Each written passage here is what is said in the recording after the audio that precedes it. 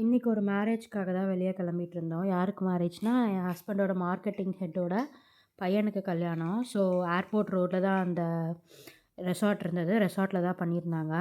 ஆக்சுவலாக மேரேஜ் வந்து அவுரங்காபாத்லேயே முடிஞ்சிருச்சு போல இருக்குது. ஏன்னா பொண்ணு வந்து அவுரங்காபாத் போல இருக்குது.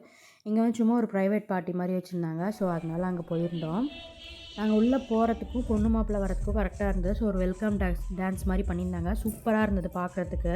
அந்த டான்ஸர்ஸ் எல்லாருமே சூப்பராக ஒரு சிங்கில் செமையாக ஆடிருந்தாங்க. கொஞ்ச நேரம் அங்கேயே நின்று பார்த்துட்டு இருந்தோம். அப்புறம் அந்த ஹோட்டல் ஆம்பியன்ஸுமே ரொம்ப சூப்பராக இருந்தது. இது ஒரு பீரியடில் இது எல்லாத்தோட ஒரு ஃபேவரட் சாங்காக இருக்கும். இந்த சாங் மட்டும் ஷூட் பண்ணிக்கலாம்னு சொல்லி என்னால் அங்கேருந்து நகரவே முடியல. ஆக்சுவலாக இது ஃபுல்லாகவுமே ஈவென்ட் மேனேஜ்மெண்ட்டை கொடுத்துருந்தாங்க போல இருக்குது. தனித்தனியாக எல்லாமே கொஞ்சம் டிஃப்ரெண்ட்டாக பண்ணியிருந்தாங்க. நாங்கள் கொஞ்ச நேரம் அங்கேயே வெயிட் பண்ணிவிட்டு ஹஸ்பண்டோட ஆஃபீஸ் மேட்ஸ் எல்லாத்தையுமே மீட் பண்ணோம். கொஞ்ச நேரம் இங்கே சென்னையில் ஆக்சுவலாக அடிக்கடி இந்த ஃபேமிலி கேதரிங்ஸ் மாதிரி வைப்பாங்க. இங்கே ஜாரியில் வந்து அதிகமாக அந்த மாதிரி வைக்கிறதில்ல. ஸோ இந்த மாதிரி யாரோட ஃபேமிலி ஃபங்க்ஷன் வந்தால் தான் மீட் பண்ண டைம் கிடைக்குது.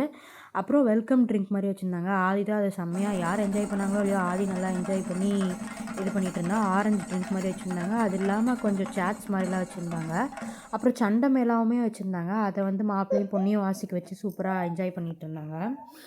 அப்புறம் ஆஸ் யூஷுவல் திருப்பியும் பாட்டெல்லாம் போட்டு அவங்க டான்ஸ் பண்ணிகிட்டு இருந்தாங்க. ஆதி தான் செம்மையாக என்ஜாய் பண்ணி அந்த பாட்டுக்கெலாம் வைப் ஆகிட்டு இருந்தான்.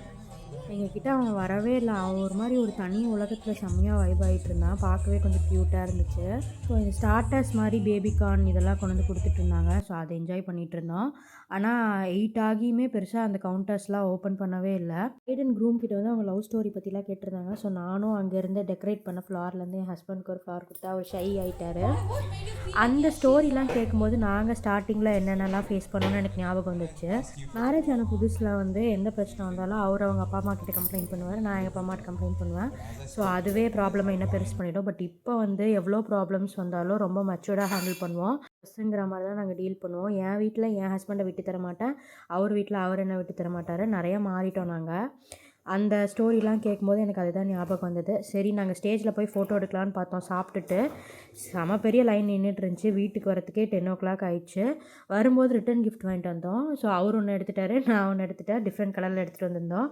அந்த பாக்ஸுமே ரொம்ப க்யூட்டாக இருந்தது. ஒரு பாக்ஸில் கேண்டீஸ் இருந்தது, ஒரு பாக்ஸில் வந்து நட்ஸ் பேக்கேஜ் இருந்தது. Meet you next video. Bye.